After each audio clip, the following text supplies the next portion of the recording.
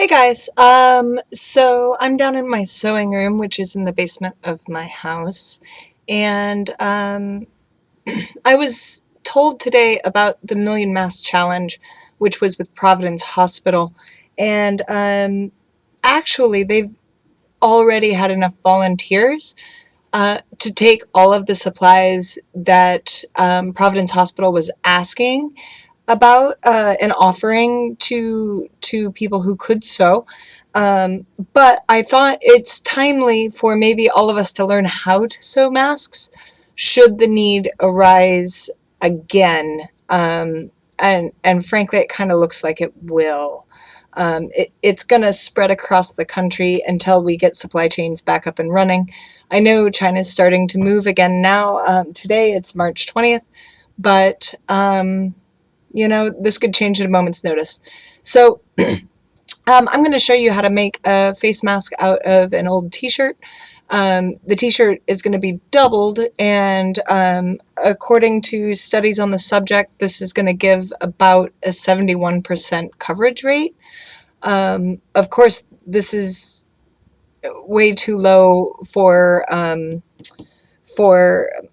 medical professionals right now, but even on the CDC website, under their pandemic preparation, when they talk about if masks are to entirely run out, commercial masks, that homemade masks in conjunction with a full face shield is an option that medical professionals can use at that point. So I went ahead and I have t-shirts around, so I'm going to show you guys with that, because that's good enough for you and me.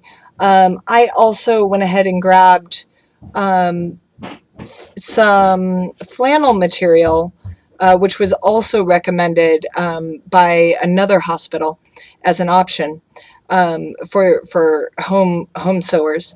So I have that going in the dryer right now. I'm going to make up, I got enough material to probably make up 50 masks. And so I'm just going to go ahead and do that. And store them in Ziploc bags and have them ready should the need arise. And if it doesn't, you know what? It was $35, and it's going to take me a few hours. But you know what? That's nothing. That's nothing.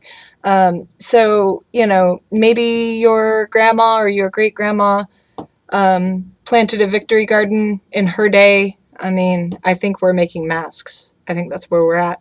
So I'll just show you guys how to do this. This is off of what was recommended again from one of the hospitals asking for this. So I'll have the links in the description, and in the link that I have in the description, it also goes to these patterns. As well as the person that developed the pattern has their instructions. But, maybe this will be helpful for you guys to see a how-to as it goes. So I'm doing this kind of live and winging it, as always. So feel free to throw some questions out if you want, but I'm just going to kind of go through this.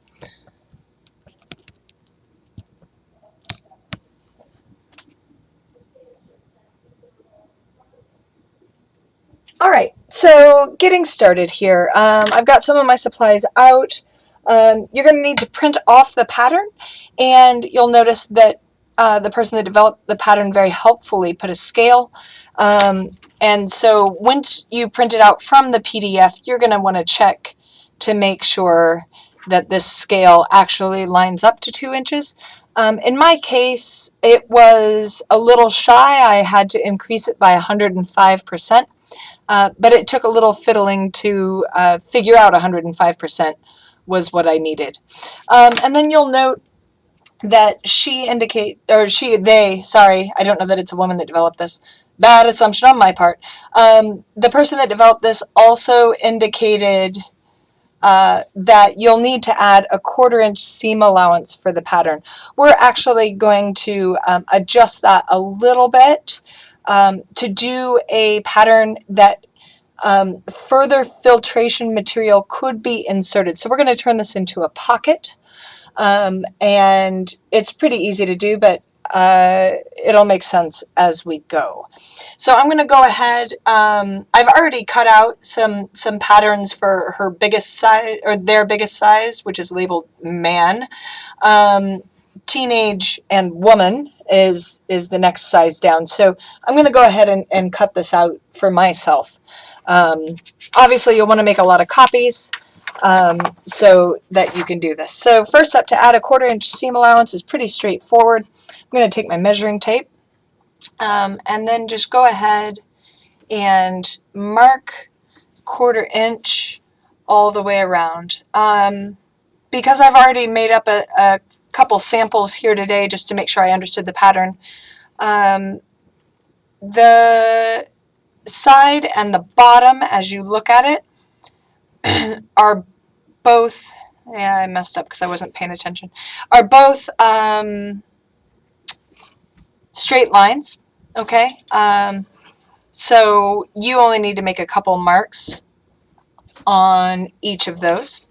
And then as you're going to go around here, conveniently for me, the next size down starts at a 1/4 inch, so this line is fine. But as I move up, it's starting to drift somewhat, which is normal for a pattern. If you've done some sewing, you will have encountered that before. Now coming back down around, because of the way the grading goes, that looks good. I'll go ahead and put a mark there and there. Now, if you'd like to make a lot more marks, if you're not feeling confident with your ability to kind of trace a line, you can do that if you'd like. This is something I used to do all the time when I was professionally making patterns and making clothes. And so it's something that's kind of second nature to me, so I just don't think all that much about it. But anyways, you can make all the lines you want, and again, I said from here it aligned and then it starts to come off, so I just sketch up that curve so that it looks about right. This does not in any way, shape, or form have to be perfect, because you're going to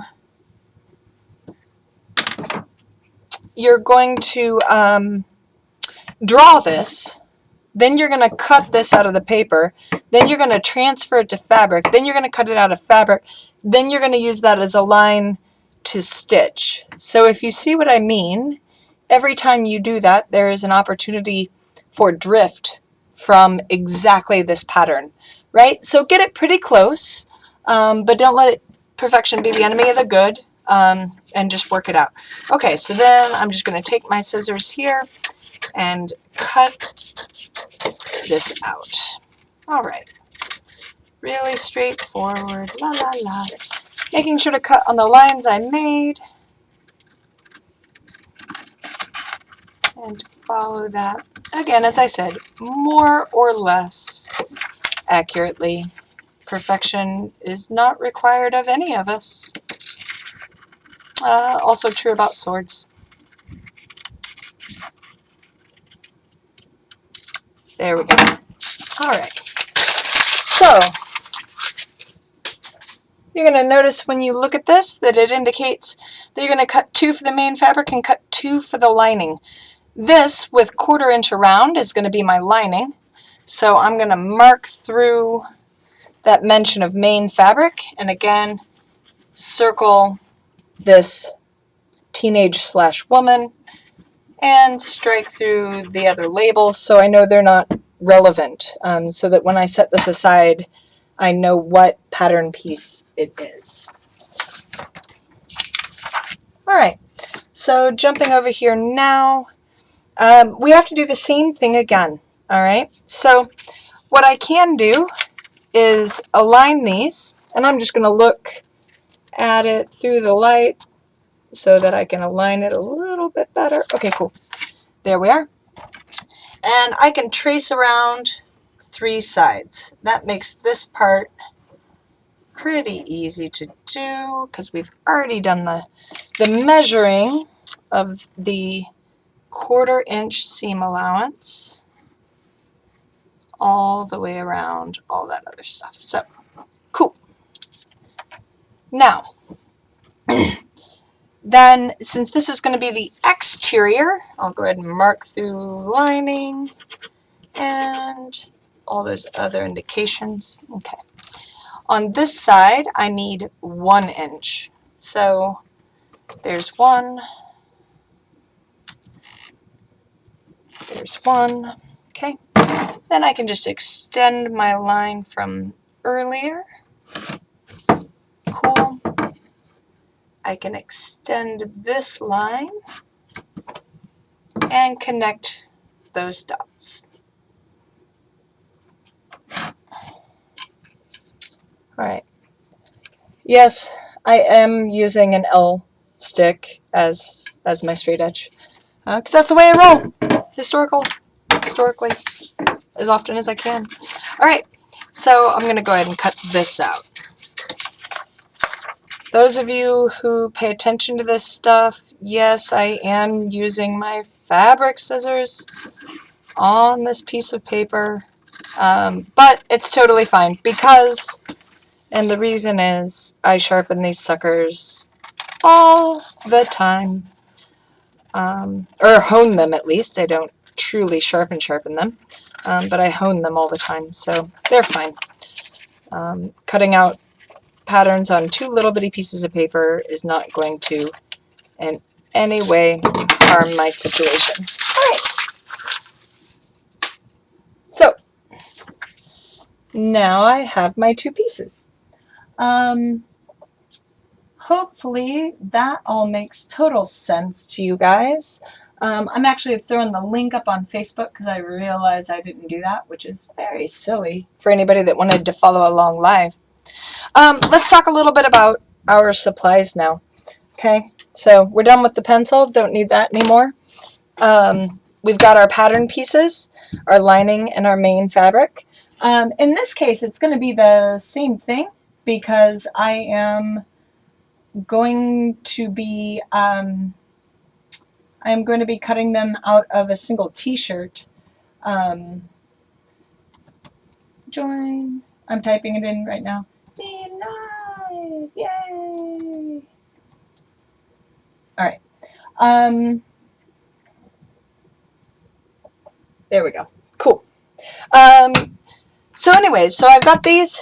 I've got my scissors. Sorry, I distracted myself and now I don't even know what I was saying. Oh, because I'm cutting them out of a single t-shirt. So there's not going to be any difference between the front and back as far as, or the lining and the main fabric as far as color goes. But this is an old Hema t-shirt. And while I love my Georgia boys,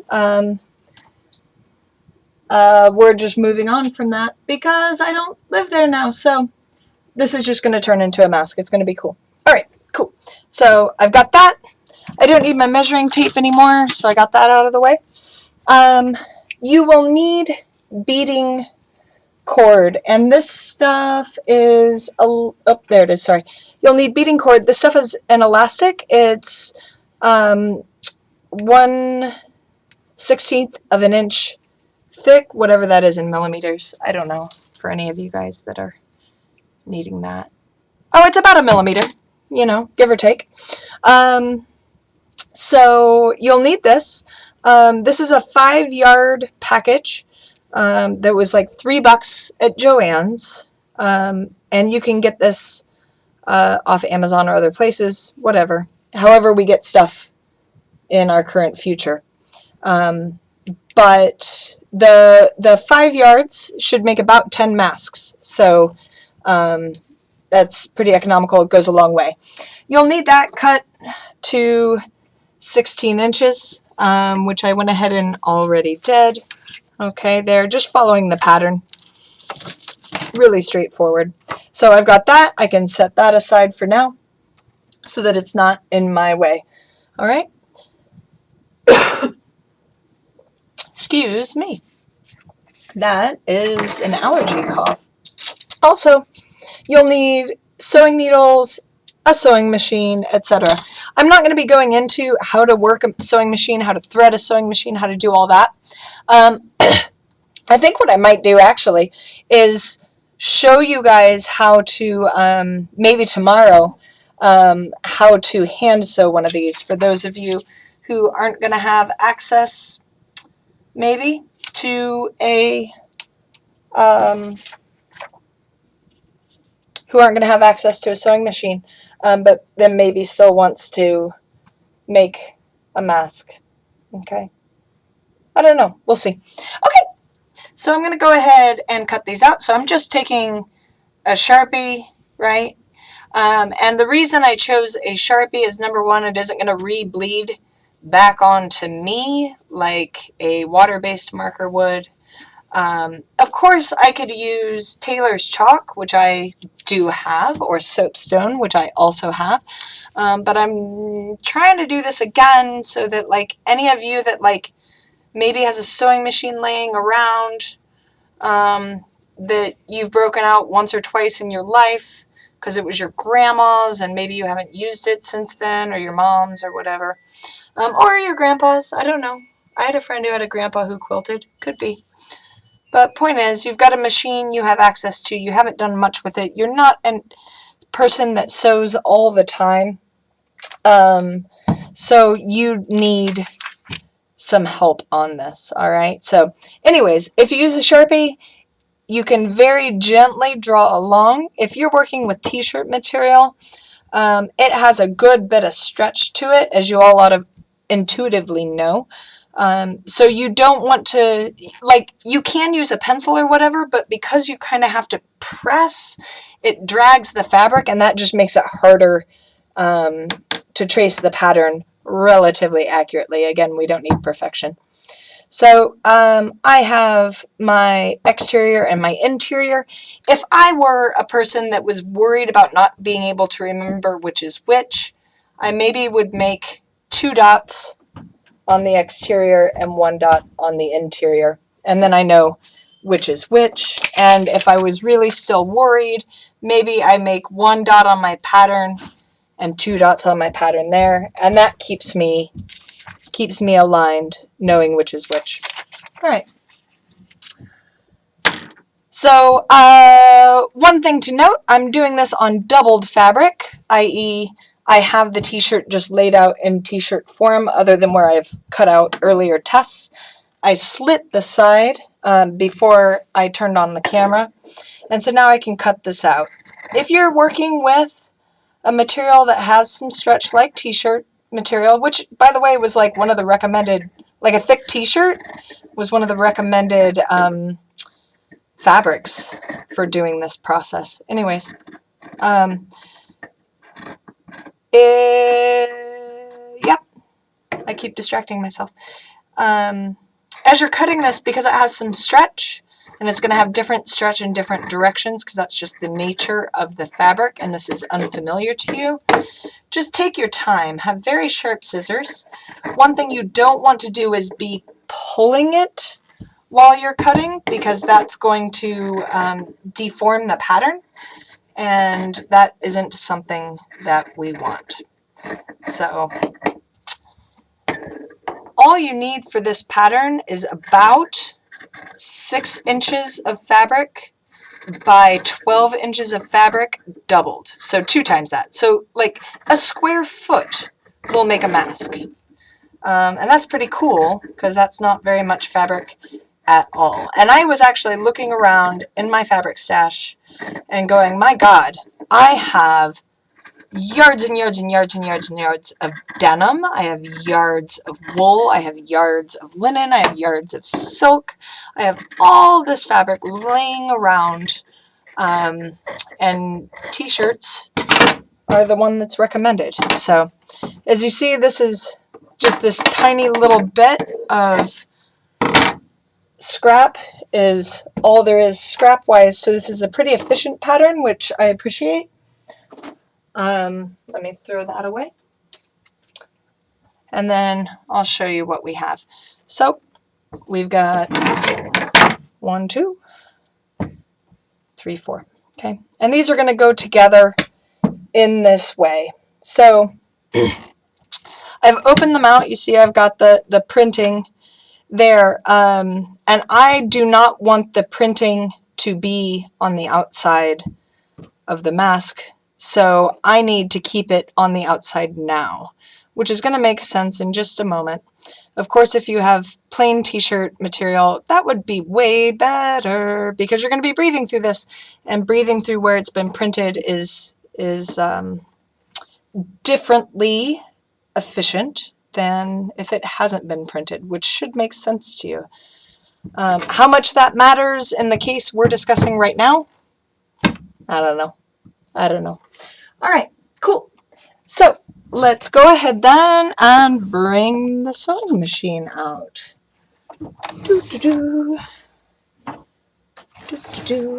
And I'm using, again, kind of on purpose, a thread that is not going to match, so you guys can see what I'm doing. If you wanted your thread to match, you could do that. But as far as for the purpose, there we go. For the purpose of making the mask, it's entirely irrelevant whether the thread matches or not. Hopefully, there we go. Trying to get the lighting decent for you guys. All right. So now working with my machine, we're going to be sewing along the curved, where do I need to be? There we go. We'll be sewing along the curved side first. So we made that 1/4 inch seam allowance, as we recall, which will be marked on your sewing machine and usually is the width of a sewing foot, at least in America. Again, I'm kind of doing everything in imperial measures. I'm sewing really slow for you guys so you can kind of see what's happening. A lot of people do like to pin their stuff together. I'll do that for some of the seams and show you. I find this is so small and such a short seam that it isn't necessary to pin, at least for me in my life, the way I sew. But then I rarely ever pinned anyways. So make sure you're taking, you'll always have kind of these extra threads. Make sure you're cutting those off, okay? If your machine has a little cutter, mine does, you can do it there. But I'm just doing it with the scissors to show you guys, because again, I'm working under the assumption that you don't have fancy machines, if you have a machine at all. So, yeah, that was the lining. Now we're doing the exterior. And one thing, as you'll even see this here, one thing is your sewing, because this is a knit fabric. It will tend to want to kind of bulge up on you as you're sewing.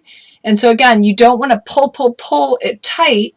You just want to gently turn and smooth it as it's going, right? And I'm just giving it a little bit of love as I go and easing it into place. Okay. Again, you could pin if you wanted to pin. And in fact, I'll show you my pins here. If you're not a person that has something like this laying around your house, but you still want to help, if you maybe go and get dry cleaning done, these pins are from my dry cleaner, and I grab them and save them. So you may have a bunch of sewing pins laying around you didn't even know, because if you do dry cleaning, because they're just tucked in there in your dry clean shirts that are still inside the bags, still hung up in your closet. So maybe that's a place you could score a few of those if you don't have them around. Okay, so again, I'm going to trim off my excess thread. Now, when I'm being really persnickety at this point, what I would do is open up, and I think I will do it because I'm going to be persnickety about it, because otherwise it makes me sad. I'm going to open up this seam All right. And I'm just using my fingers to do that here. Open, open, open, all the way down. Okay. And you can kind of press it with your fingers. And sometimes you may feel like that's enough by pressing it open it with your fingers so that it lays open. And then this will be the right side. I am a person who will be ironing these open. Again, this isn't about ironing them open, won't be about functionality. It's just about appearance. So if you give me just a moment, I'll run over and do that. I can't bring the camera over there, which is frustrating. I mean, I could, but it would be ridiculous. So give me just 1 second. I'll be right back. Doing my ironing. And some of you know I love to iron, which is, I don't know, kind of weird, I guess. Maybe most people don't like to iron, but I enjoy it. It is something that gives me a lot of pleasure. One done. Let me hit the other one.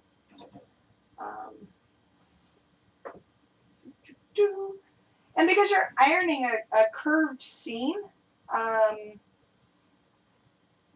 sometimes that's a little bit tricky unless you have a tool I'll show you guys, which is called a tailor's ham.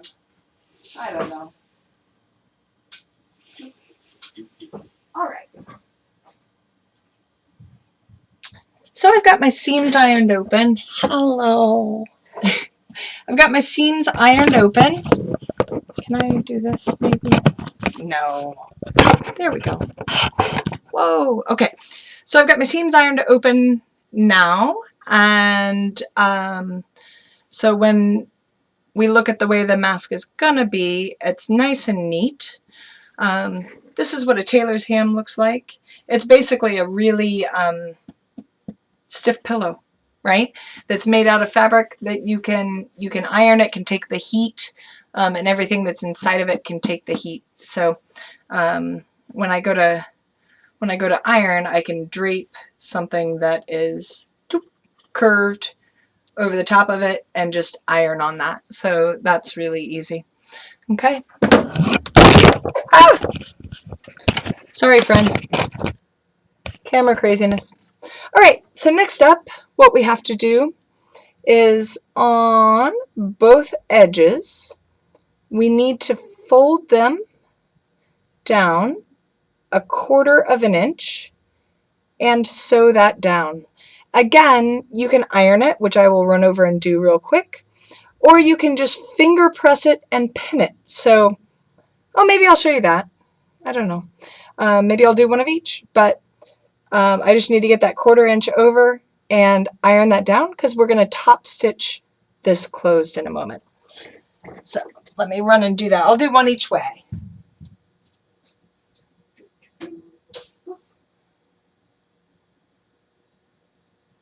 Quarter inch, and I'm just kind of eyeballing a 1/4 inch. If you don't feel comfortable with that, feel free to go ahead and measure it properly. These are the kind of things that you get like really comfortable with. When you sew a ton, you get pretty comfortable with being able to eyeball a measurement and roll with it. So if I were to not want to or not have an iron easily available to me, 3 pins per side will do it real easy. So I'm going to fold that over, throw a pin from the cut side towards the folded edge. 1, 2, 3, just like that. Okay, and that's ready to sew. And again, we're folding it towards the seam allowance that we had already put in. So if I'm working with something I've pinned, let me bring your camera back down. Sorry, everybody. If I'm working with something that I've already pinned, I'm going to be placing this right down in the middle of my foot, and then I will pull out the first pin so I don't run it over with my machine. I'll go ahead and start my stitches there and back. My machine has a setting where it will automatically go start and stop each line of stitching with 5 forward, 5 back. But if you have a machine where you have to do that by hand, that's fine. But see, mine just does it and stops for me. So again, this isn't really how to sew everything or how to do all sewing, but just you know, how to put this mask together. If you have done any amount of sewing whatsoever and feel capable of handling that. So continuing on, I'm going to do the other side. You see why ironing is the way, because it's so much faster, but that's okay. I will wrap this up very quickly. So pin 2. Also, it'd be easier if I had things set up in here to camera better. Looks like from the correct side, from the right side. It's just a nice little top stitch on both sides. Okay, there we go. All right, let me do the other side, the one I ironed. I'm not going to bother to pin it because, again, I live dangerously. It's the way I roll. What can I say? Some of you are probably better sewers than me and are a little bit horrified. But there we go. All right, other side. And if I had a true desk down here, which I don't have, that's how fast I normally sew. If I had a true desk down here, I wouldn't even have to be lifting my foot manually.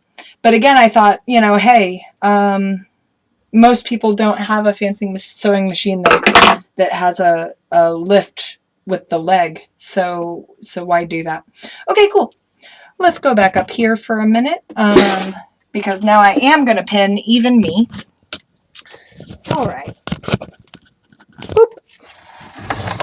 So now I have my 2 pieces put together here and top stitched inside outside. Okay, and what I want to do is I want to put right sides together. So what that means is that my seam allowance is going to be on the outside on both pieces. And I want to marry the top of the nose on both sides together. And then I'm just going to place a pin in the middle right there where I've pressed those seams open. I'm going to do the other side in the middle. Okay, so open everything up, lay it flat. There's my open seams. Kind of marry those together in a way that is pleasing aesthetically. Okay, and pin that. So now from here, you guys can see that the lining is a little bit short of the exterior, which is going to make sense in just a second. So I'm going to go ahead and finish marrying those up. I'm going to put 5 pins total on both sides. So if all you could find was 5 pins off of some of your dry cleaning, that's totally cool. That's more than enough. And, you know, as always, you can sew without pins, especially on something this small, because we're not really doing any easing. We're not doing any fancy techniques whatsoever. This is very, very straightforward stuff. So, okay, pin there, and one in the middle. 2 more pins to go in.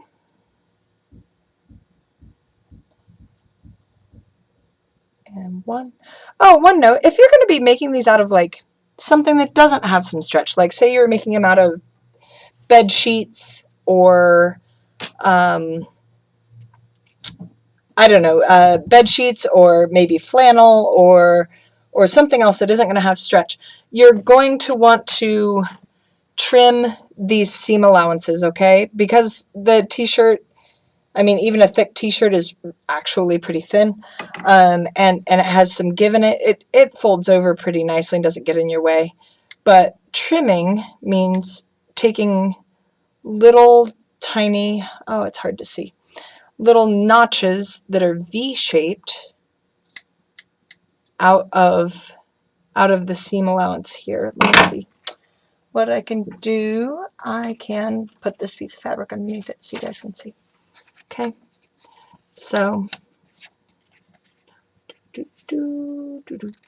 yep, little V-shaped notches there will help it lay flat easier and more truly. But that's going to depend on the fabric you're working with, whether you feel that's necessary. There's going to be a couple of places in a moment where we are going to need to trim no matter what fabric you're using, but we'll deal with that when we get there. So we're all pinned and ready to do our almost last bit of sewing. We're very close. Okay. So come on down. Here we go. Sorry about all the mayhem with the camera. Again, doing my best. Okay, so now we're going to sew along the bottom. This is this edge right here. Again, 1/4 inch from the side. That's the seam allowance we added. Okay, so actually, I'm going to start... No, I'm not.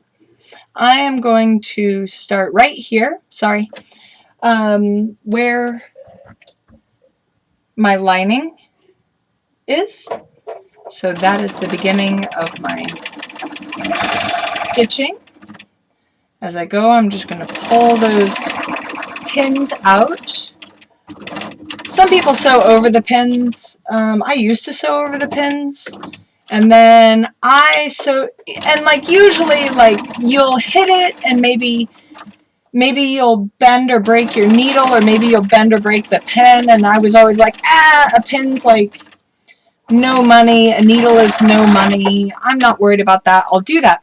Well, then there was one day I was sewing along like a bat out of hell, and I hit a pin and my needle shattered, and I was hit in the face by like 2 pieces of that needle. And I thought to myself, my God, like that could have been embedded in my eye, like very easily. And then I realized this is why. This is why we take the time to pull the pin out. It's not just because it's potentially wasteful or not great for your machine, but you know, nobody needs a needle to the eye. And I feel like that's a reasonable rule. Again, I'm just kind of gently encouraging all the pieces to lay flat as I go, but not pulling hard on the fabric because of the stretch that it has. Okay. Just gently working my way around these curves, taking my time, and again making seam allowances lay flat when we come to them. You know, just little tips and tricks you have when you sew a lot that you learn to do. Okay, cool. Trimming off the excess thread. Doop doop. So here we are, our parts sewn together. So now we're going to turn it right side out. So it's just like, you know, turning a t-shirt right side out. Oops, sorry, my bad. I missed a step. Oh my God. All right. Failure is fine. Failure is fine. We all do it. We can make mistakes. Okay. So I said that there was a part where there was excess we definitely had to trim. And that is right here where we have our 2 seams coming together. Because in this spot, we don't just have 1 layer of fabric, or 2 layers of fabric together, I'm sorry. We have 1, 2, 3, 4. And once we turn this back over, there'll be 8 right in this little clump, and it'll make it not sit well. So what I do is I just cut straight across that curve so that the excess is very shallow, about half of our 1/4 inch seam allowance, or about 1/8 of an inch right there. And then likewise on the bottom, we have to clip that as well. Same thing, just take it to about half of it, cut out a crescent shape, okay? And that will get rid of that excess there neatly and easily. And then you're going to notice that you have a pretty strong curve right here. And so I'm going to recommend you just do 2 of those little triangles on both sides on that seam allowance, just to make it lay nicely once you turn everything right side out. 1, 2, okay? And that just looks like this. Just 2 little triangles, okay? And on the other side, exactly where you cut it is just where you kind of, as you're looking at it, judge that there is a good amount of curve, okay? Where the most curve is. On a straightaway, you don't need the trimming. So there it is again. All right. So now we can turn it right side out.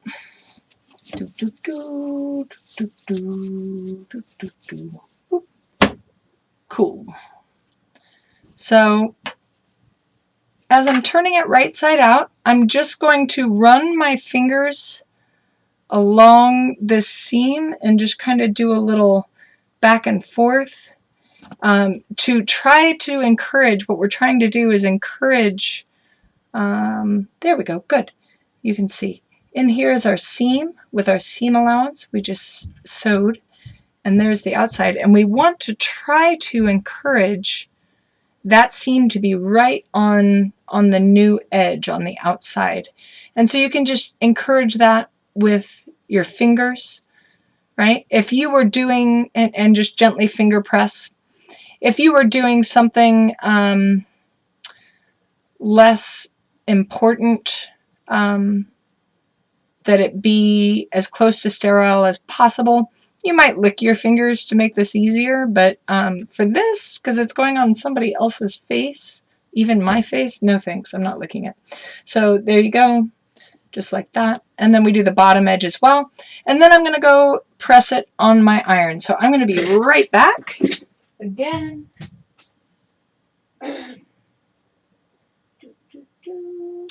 Pressing, pressing, pressing. And this is easy, even though there is a curve.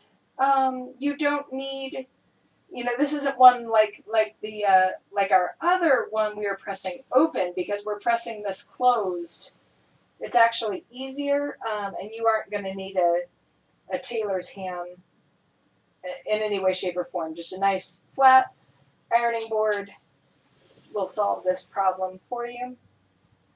I am almost done, 1/4 of it to go. All right. So now our edges are all pressed nice and neat, okay? And as I did that, I went ahead and made that 1/4 inch turn on that excess from the exterior, okay? And pressed that down, okay? Our final step, our last thing that, almost final step, almost last thing we're going to sew is we're now going to top stitch along this edge. And so what that means is I'm going to be looking at the exterior of the mask, and I'm going to put it so that my needle is 1/8 of an inch from the edge, and that looks like that for my foot. Ooh, I have the shakes. All right, so your feet will be marked, so you'll know where that is, but 1/8 of the inch away along the entire top and the entire bottom of the mask. So away we go.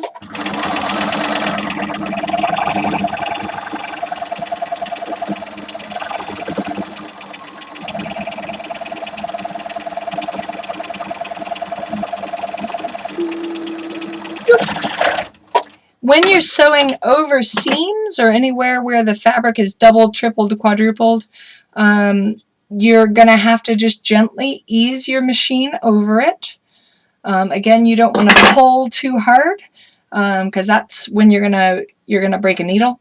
But again, it's kind of a feel thing. Again, like swords, it's kind of a feel thing as to like how hard you pull or don't on what part of the thing you're sewing.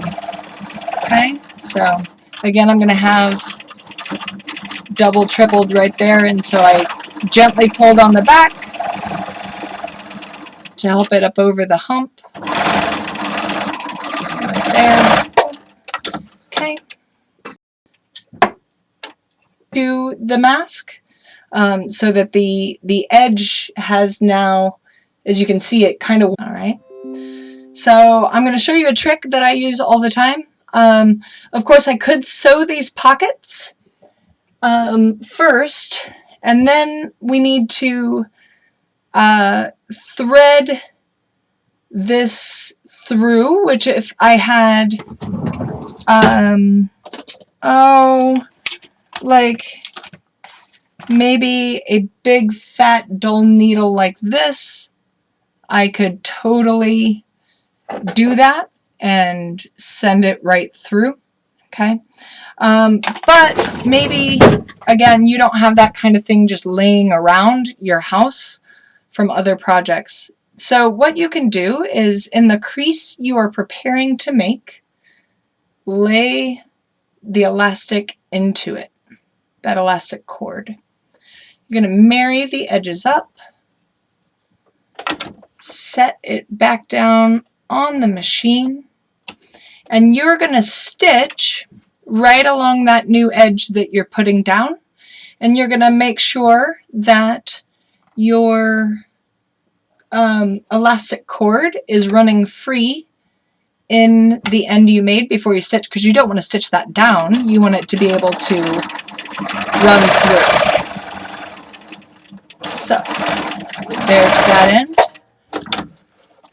All right, side of the uncut, or sorry, blah blah blah. The other side of the cord, elastic cord, on this side, fold it over just like we did before, setting it in the crease, making sure it can run clear, which it can, and then we're gonna sew just that edge. So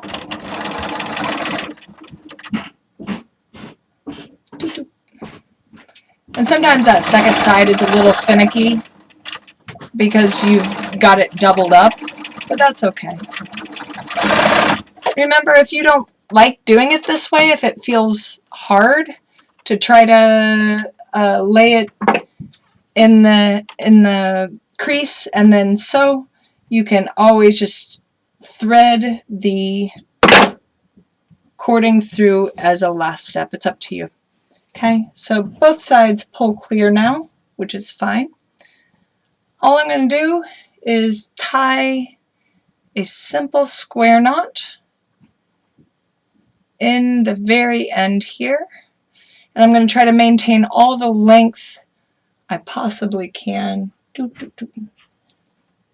Okay, there we are. All right, and then I'm going to pull that knot so that it slips in and hides into the little pocket I made. There we are. All right, so jumping back up here now, maybe. Okay, there we go. Woo! That was crazy. Okay, so we now have a mask. believe it or not. So let me go ahead then. Yay! It works. And just show you guys how this goes on. So we've got our mask all ready. We've got our nose part right here. So it just goes right up over, nice and tight.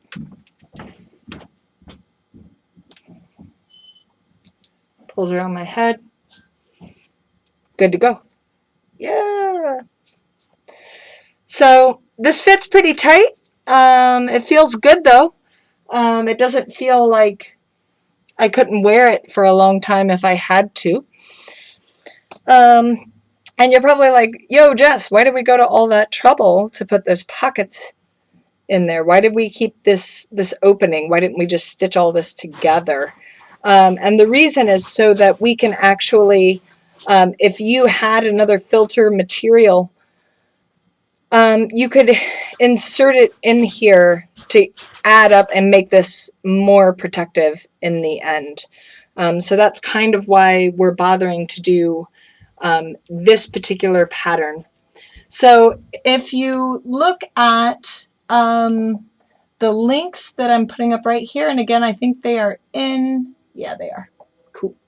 They are in the description, but the pattern, this is the second pattern on the pattern page. There are two. And this is, again, the one with the pocket. And the reason I decided to make this one is that's specifically what one of the hospitals was asking for, not Providence. Providence didn't put up publicly their stuff. They kept it just straight to their volunteers, and I understand why they did that. But this is just, again, from another hospital.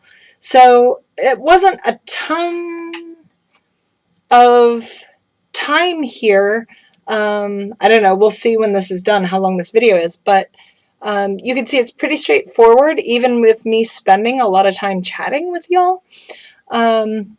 So hopefully this is helpful if you want to make your own masks. Thick t-shirt material or flannel material seem to have the best combination, at least as far as the studies are so far, have the best combination of protective quality as well as breathability, right?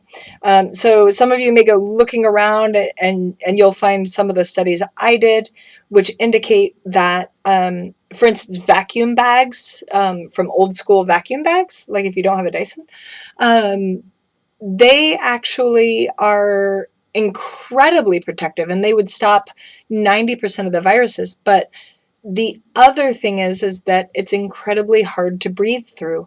So you have to find a balance between protective quality and actual ability to breathe. Because if somebody feels like they're drowning inside of it, they're going to pop it, and that's more risky than, you know, something like this that only at best is giving 71% protection. So I hope this was helpful. Things are weird still, and I love y'all, and make sure to wash your hands. Stay in quarantine if you are a quarantined person. If you have to keep going to work, I'm so sorry. I don't know if this is an option for you or one that would make you feel better about going to work, but I'm just looking for things I can do to help all of us. So, love you. Talk soon. Bye-bye.